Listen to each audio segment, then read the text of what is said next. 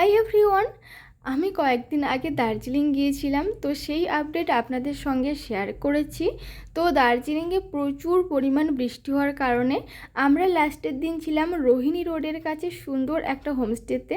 তো এখানে ছিল প্রচুর গাছ। ফার্স্টে আমি যেই গাছটার কাছে দাঁড়িয়েছিলাম ওটা হচ্ছে হস্টা গাছটা, খুবই সুন্দর আর হ্যাঙ্গিংয়ে রয়েছে হোয়াইট অ্যান্ড পার্পেল ওয়ান্ডার জিউ।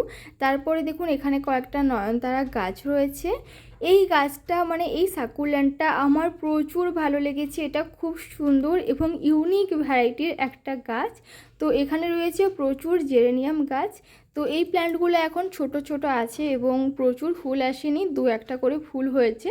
এখানে ছিল একটা সাজানো গোছানো গাছের একটা কি বলবো জিনিস ছিল, যেটাতে অনেক গাছ রাখা ছিল।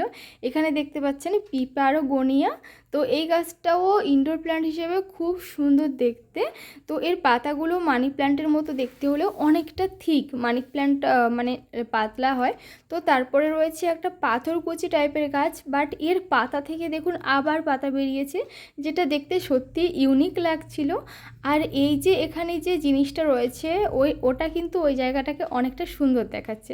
তারপরে নিচে দুটো টবে ছিল দুটো গোলাপি কালারের রঙ্গন গাছ। এখানে ছিল একটা সুন্দর জেট প্ল্যান্ট। তারপরে এখানে ছিল একটা স্নেক প্ল্যান্ট।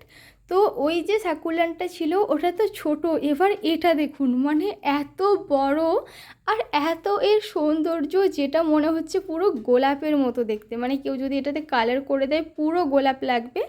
আমার হাজব্যান্ডের সাধারণত সাকুল্যান্ড এতটা পছন্দ হয় না, বাট ও এই সাকুল্যান্ডটার প্রেমে পড়ে গেছে। মানে আমার তো মনে হচ্ছিল একটা ডাল নিয়ে চলে যাই, কিন্তু ওটা একদমই পসিবল ছিল না। পরে আরও সুন্দর সুন্দর হ্যাঙ্গিং প্ল্যান্ট ছিল। এখানে ছিল একটা স্পাইডার প্ল্যান্ট।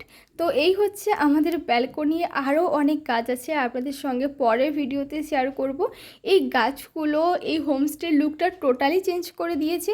এবং আমি কিন্তু এই সাজানো গোছানো এত গাছ থেকেই হোমস্টেতে গিয়েছিলাম। Thanks for watching. আজকের জন্য বাই।